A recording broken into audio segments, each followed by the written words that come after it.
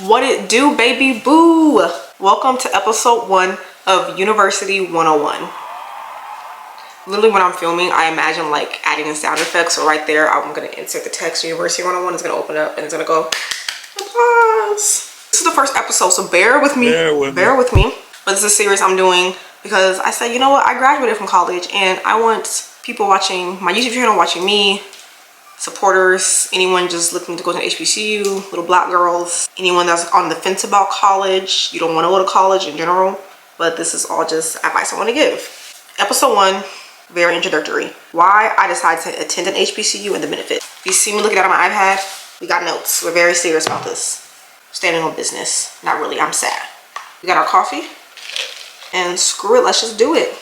For context, an HBCU is a historically black college or university. For example, the famous Howard University, or one of them here in San Antonio, St. Philip's College. We have our very own HBCU, whoop, whoop. But there are many reasons why I attended an HBCU. We're gonna try to condense it for the purpose of these videos. 1, when I was a senior in high school, I decided I was going to apply to 3 non-HBCUs and 3 HBCUs to give myself some options and weigh it in. I didn't really want to attend an HBCU. I wasn't hard fast on that until about the end of my junior year of high school. I went to a conference for my youth sorority and all the seniors there got up on stage and said they were attending HBCUs such as Prairie View, Howard, and my alma mater, North Carolina A&T. And I'm like, what is this all about? What's tea? Like, what are y'all talking about? Did some research. I said, oh yeah, I'm definitely going there. Fun fact, I mainly decided on A&T because of a video I saw on Twitter of them doing the AGGIE, what? Chant. And I was like, okay, I'm gonna go there. I make a lot of decisions in my life based on that. So don't be like me, be like me. I applied to 3 HBCUs, 3 non-HBCUs. The 3 HBCUs I applied for were Florida A&M State University, North Carolina A&T State University, and an HBCU here in Texas. A lot of reasons why I decided to go to an HBCU are a lot of the benefits of going to college in general. 2, there are a lot of programs just for HBCU students. I feel like we can thank Beychella and her using HBCU Homecoming as her inspiration for her show for increase in attendance, but there are a lot of programs out there just for HBCU students, which helps a lot in the competitive aspect and finding programs in general. Internships, programs, fellowships, housing, scholarships. There are so many out there just for HBCU students, and it was great getting resources to go to school and resources to help me in school. Examples of that is UNCF. I am a UNCF warrior. Why I spent this last summer in Boston and why I went to Disney World for free in March. So I am personally UNCF warrior. I will tag them down below, put the link to the website, go ahead and get that money to go to school. And they also serve non-HBCUs out well, so no excuses. 3, the network and community. Now, someone made a joke on Twitter, on TikTok. He said, if you put HBCU students in a room with non-HBCU students, like we're HBCU pride all the way. It doesn't matter what school we went to, like pride all the way, HBCUs, go get them. Put just HBCU students in a room together. It's real Morehouse versus Spelman, Howard versus Hampton, NCAP versus WSSU. That's Winston-Salem State University, North Carolina Central University.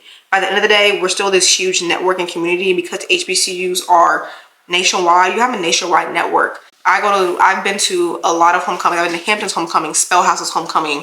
I visited Howard's campus before. I've been to Winston-Salem State University before. And it's a sense of community and network in the way that because it's so small, the connections and relationships you have are that much deeper. I think there's a little over 160 historically black colleges and universities in all of the United States.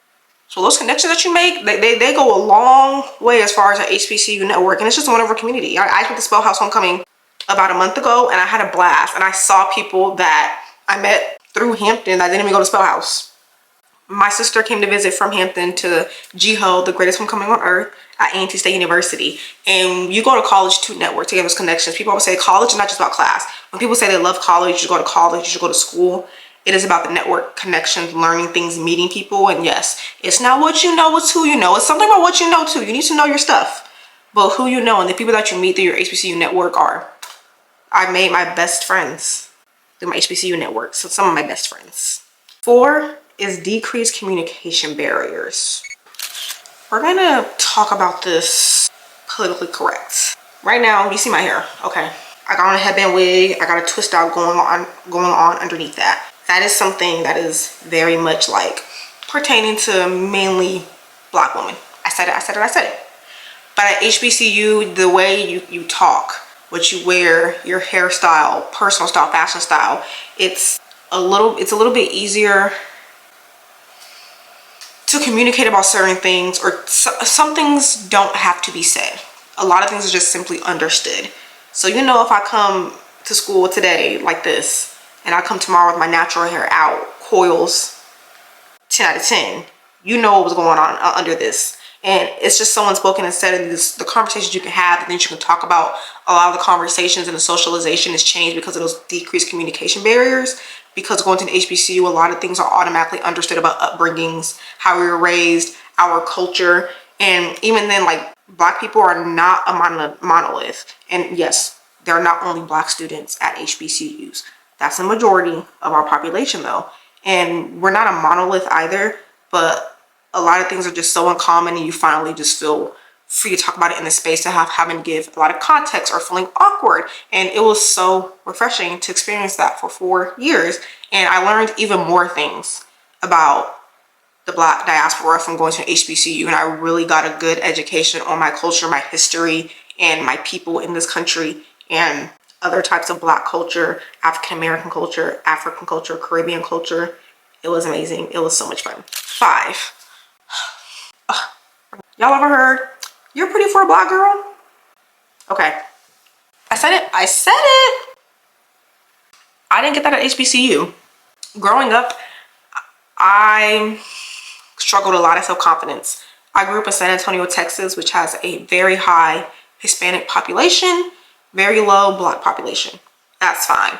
But the self-confidence I had to gain growing up by myself, and I really was like blessed and highly favored by people like my mother's friends, my parents, my family. They really poured into my self-confidence.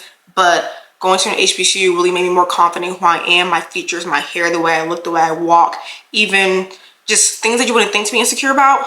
I was insecure about it, and I grew up confident. I had to learn the hard way, but going to HBCU, it was very refreshing to just get even more of that poured into me and not be told you're pretty for a Black girl. Just be able to be me. And it really just helped a lot in self-confidence and feeling included and seen and kind of not like an outcast sometimes, if that makes sense. 6 is the business program reputation of my alma mater. We can get into that in another video about North Carolina A&T, but I graduated with a degree in marketing and a minor in psychology. Our psychology program, our marketing program, peak, okay? Don't let them tell you anything different. So that's part of the reason why I chose A&T and an HBCU in general, was have one of the highest ranking psychology programs in the nation and business programs in the nation. I said, okay, bet, why not? Why not do it? We stand on business. 7, the culture, history, and pride. On one bar already. I really need to invest in getting like multiple batteries, because it's nuts that I walk around with one battery. And I'm just like, well, it sounds like this. I need 2 batteries, so I'll have to recharge my camera and reset up, but it's fine. 7, the culture, history, and pride. HBCU's got a lot of history. Every university, college has a lot of history. We're super focused on history. When I was an orientation leader, if you're an RA, if anything on campus, they're going to ask you about that history and what is significant about your HBCU. But it really just builds a sort of pride in going to that school. And really, any university you go to, any college you go to, you should really look into the history. And it's like, it's a little nerdy, but it really just kind of adds some more personality to the school and makes you like it even more. And you're really proud of your alma mater. But the history and pride as well, like I said, you put a whole bunch of HBCU students in a room with non-HBCU students, that pride is going to show out real quick. And I love it about us. I love it. I love it. And part of going to university, college, going to higher education is just that pride. And wherever you're a student at, staff, faculty, is just a community. And that's part of the reason why I also decided to go to school in general. 8, the last and final point is that going to an HBCU made me push myself to learn how to stand out. Like I said, very small Black population here in San Antonio.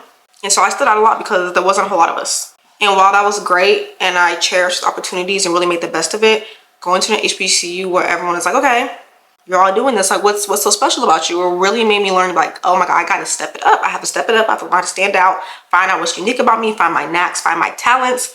I found out I happen to be really good at like marketing, communications, talking to people, being creative.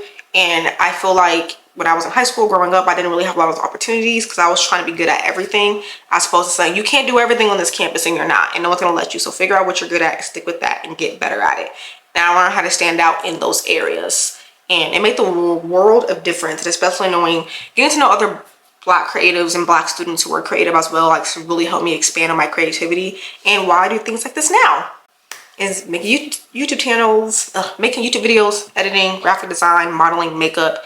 I really got into that going to school, and especially in HBCU. But that's it for this first episode. I hope you guys enjoyed it. Don't forget to comment, like, and subscribe, and follow me on Instagram. I will be posting. You can ask more questions about college, specific questions. I can try my best to answer them. But this is University 101, and my advice is not expertise. It's just from a 22-year-old recent grad who may be able to offer some words of wisdom. But see you next time. Working on my shit. Working on my shit.